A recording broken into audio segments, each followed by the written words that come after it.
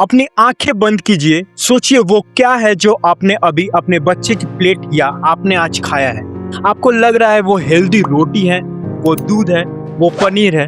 मैं आपको बताता हूँ वो धीरे धीरे आपके घर में हो रहा है एक स्लो पॉइजनिंग मर्डर। मैं आज यहाँ एफएसआई का वो सच्चाई बताने वाला हूँ जिसे सुनकर आप हैरान हो जाएंगे और कुछ भी खाने से पहले आपको मेरा ये सारी बातें याद आएगी। मैं बात कर रहा हूँ उस इंस्टीट्यूशन की जिसने आपने रक्षक माना था, FSI, Indian food safety regulator, जिसका काम था हमें जहर से बचाना। लेकिन सच ये है कि वो सिस्टम खुद उस जहर को डिस्ट्रीब्यूट कर रहा है। अगले कुछ मिनटों में मैं आपको प्रूफ्स के साथ दिखाऊंगा कि कैसे हमारा देश फूड एडल्ट्रेशन का ये खेल 1947 से भी ज़्यादा खतरनाक हो चुका है। यूरोप और चाइना हमारा खाना रिजेक्ट कर रहे हैं क्योंकि उन्हें हमारी क्वालिटी पर भरोसा है, मगर हम वही जहर हर दिन खा रहे हैं। Stay with me because this is about your family survival. आखिर एफएसआई के अंदर चल क्या रहा है? सीबीआई अरेस्ट करती है एफएसआई के असिस्टेंट डायरेक्टर को क्योंकि सीबीआई ने एफएसआई के असिस्टेंट डायरेक्टर को घूस लेते हुए रंगे हाथों पकड़ा है। वाई? फूड लाइसेंस पास करने के लिए घूस लेते हुए। सोचो, जिसे खाना चेक करना है कि जहर तो नहीं, वो खाना पास कराने के लिए घूस ले रहा है। इसे हम एफएसआई बोले या कसाई बोले, समझ नहीं आ रहा है। सिस्टम इतना सट चुका है कि लाइसेंस लेने के लिए डॉक्यूमेंट्स की जरूरत नहीं, बस सेटिंग की जरूरत है। CAG, controller and audit general की रिपोर्ट ने पहले ही वार्निंग दी थी। एफएसआई ने उन्हें लाइसेंस दिए जिनके पास डॉक्यूमेंट तक नहीं।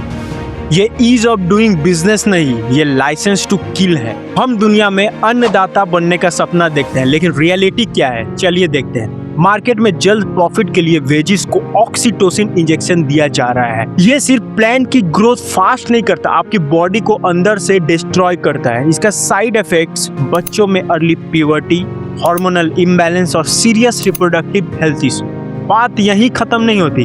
अब सुनिए, 27 कंट्रीज के यूरोपियन यूनियन ने हमारे अल्फांसो मैंगोज को बैन किया। क्यों? क्योंकि उनमें फ्रूट फ्लाई और पेस्टिसाइड्स रेसिड्यू थे। वो नहीं चाहते कि इंडिया की गंदगी उसकी सॉइल में जाए और लोगों की हेल्थ खराब। चाइना, जो दुनिया का सबसे बड़ा मार्केट है, वो इंडियन राइस लेने में डरता है। बार बार Indian non basmati rice shipments reject किए। क्यों?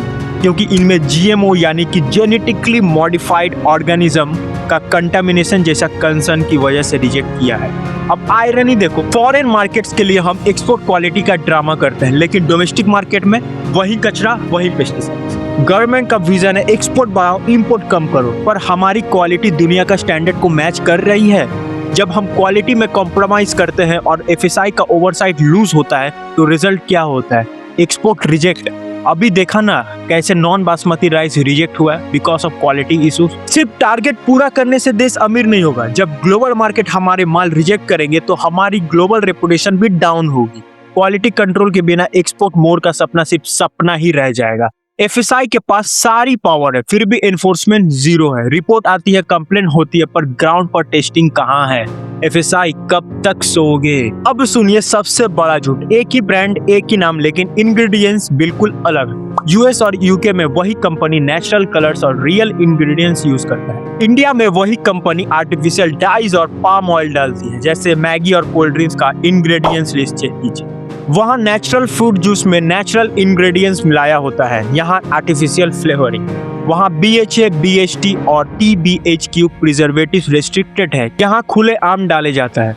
बचपन में हमें लगता था कि हम क्रीम बिस्कुट खा रहे हैं, लेकिन कभी पैकेट्स को ध्यान से देखा है? उस पर अक्सर क्रीम नहीं, क्रीम लिखा होता है। ये क्रीम फिलिंग आमतौर पर असली डेयरी क्रीम से नहीं बनती। इसमें अक्सर शुगर, वेजिटेबल ऑयल या पाम ऑयल, इमल्सिफायर, स्टेबलाइजर और आर्टिफिशियल या नेचर आइडेंटिकल फ्लेवर्स का इस्तेमाल होता है ताकि क्रीम जैसा टेक्सचर और टेस्ट मिल सके। यूरोप में फैंटा में रियल फ्रूट जूस और नेचुरल कलर्स यूज होते हैं। इंडिया में सिर्फ हाई शुगर, सॉल्ट और सिंथेटिक डाइस।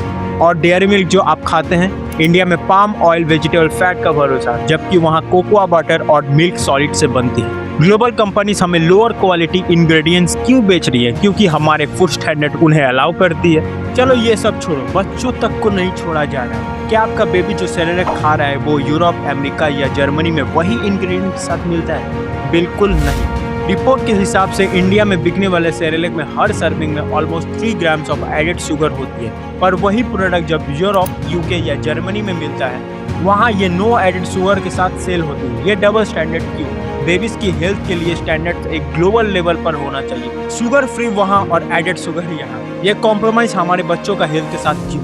अपने बच्चों को कलरफुल कैंडी देते वक्त कभी ये लेवल चेक किया है? इस पैक के पीछे एक राज छुपा हुआ है जो आपको जरूर जानना चाहिए। देखिए इस इंग्रेडिएंट लिस्ट को। इसमें कलर 171, 102, 133, 124, 127, 132 और 110 का यूज हुआ है। ये सिर्फ रंग नहीं, केमिकल्स का कॉकटेल है। एजो डाइज लाइक 102, 122, 124, 110 बच्चों में हाइपर एक्टिविटी और फोकस की कमी ट्रिगर कर सकती है। और टाइटेनियम डाइऑक्साइड 171 इसके जेनोटॉक्सिटी यानी डीएनए डैमेज की रिस्क के वजह से कोई कंट्रीज ने इसे फूड से बैन कर दिया। मार्केटिंग की चमक धमक में मत फंसिए, लेबल पढ़िए और बच्चों की हेल्थ को प्रायोरिटी दीजिए। एफएसआई कम से कम बच्चों को तो बख्श दो। It's time for us to question why our local health standards are being treated differently that the West. सवाल पूछो तभी बदलाव आएंगे। हमारी हेल्थ से कॉम्प्रोमाइज करके प्रॉफिट कमाना, ये बिजनेस कब तक चलेगा? एफएसआई कब तक आंखें बंद करके रहोगे? हमारे स्टैंडर्ड ग्लोबल लेवल का होना चाहिए, फ्लेक्सिबल नहीं। Wake up FSSAI, we are being treated as second class in our own country. अब आते हैं आपके किचन में एनालॉग पनीर। ये सबसे बड़ा स्कैम है। लोग इसे पनीर समझकर खाते हैं। ये बनता है वेजिटेबल ऑयल, स्टार्च और मिल्क सॉलिड्स। इस पर छोटा सा लिखा होता है एनालॉग। ये पनीर नहीं, ये प्लास्टिक जैसा टेक्सचर है जो आपकी बॉडी डाइजेस्ट ही नहीं कर सकती। आप जो चने खाते हो वो भी सेफ नहीं है। वो भुने चने को पीला दिखाने के लिए ऑरामाइन डाई मिलाया जाता है। ये इंडस्ट्रियल डाई है, कपड़े रंगने वाला केमिकल। The spice candle. आप जो एमडीएच और एवरेस्ट का मसाले खाते हो वो हांगकांग और सिंगापुर ने बैन किया है क्योंकि इनमें इथाइलिन ऑक्साइड था, कैंसर कॉजिंग एजेंट। और हमारा एफएसआई वो कब तक सोया रहा जब तक इंटरनेशनल आउटरीच नहीं हुआ। किसान टोमेटो केचप, मार्केटिंग कहती है फ्रेश टोमेटोज पर बॉटल कहती है हाई शुगर, प्रिजर्वेटिव्स और स्टेबलाइजर्स। वो टैंगी टेस्ट के लिए नेचुरल टोमेटो से ज्यादा इन एडिटिव्स का कमाल होता है। क्या आपका पतंजलि मस्टर्ड ऑयल वाकई 100% प्योर है? पतंजलि मस्टर्ड ऑयल को लेकर काफी बार सवाल उठे हैं और पुराने न्यूज रिपोर्ट्स में इसे सब स्टैंडर्ड क्वालिटी की बताया गया था, यानी कि जो चीज क्वालिटी के स्टैंडर्ड पर खड़ी ना उतरे या एक्सपेक्टेड क्वालिटी से नीचे हो। राजस्थान और उत्तराखंड के फूड सेफ्टी लैब में इनके प्रोडक्ट्स के सैंपल फेल हुए हैं। अब बात करते हैं दूध की। ट्रस्टिफाइड जैसा लैब टेस्ट ने दिखाया पैकेज मिल्क में कोलिफॉर्म बैक्टीरिया फेकल मैटर है। हाँ, वही जो आप सोच रहे हैं, लिमिट से 8 गुना ज्यादा है। अब सबसे बड़ा आयरनी देखो, हमारे टैक्स के पैसों से एफएसआई चल रहा है, लेकिन ये ऑफिशियल और पॉलिटिशियन कहाँ से खाना खाते हैं? उनके लिए इम्पोर्टेड, ऑर्गेनिक, पेस्टिसाइड फ्री खाना आता है। उनके बच्चों के लिए स्पेशल सेफ सप्लाई चेन चल रहा है, लेकिन हम टैक्स पेयर को वही कचरा दिया जा रहा है जो बाकी दुनिया रिजेक्ट कर चुकी है। ये सिस्टमैटिक हिपोक्रेसी है। सिस्टम नहीं बदलेगी जब तक आप नहीं बदलोगे। नोट करो, ये केमिकल अपनी लिस्ट में डालो और इनका ब्लैक लिस्ट करो। Potassium bromate, tartrazine, sodium benzoate, BHA, BHT, TBHQ।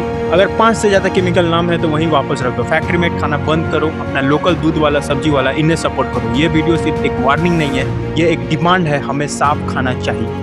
इस वीडियो को शेयर करो, सिस्टम को हिला दो, क्योंकि अगर आप नहीं बोलोगे तो ये सिस्टम आपको धीरे धीरे खत्म कर देगा। Eat healthy, stay healthy. जाते जाते गाइस एक लाइक, शेयर और सब्सक्राइब जरूर कीजिए। आपका एक सब्सक्राइब हमें बहुत मोटिवेट करता है गाइस अगले वीडियो बनाने के लिए। तो आज के लिए इतना ही। मेरा नाम है रोहित, मिलते हैं अगले वीडियो।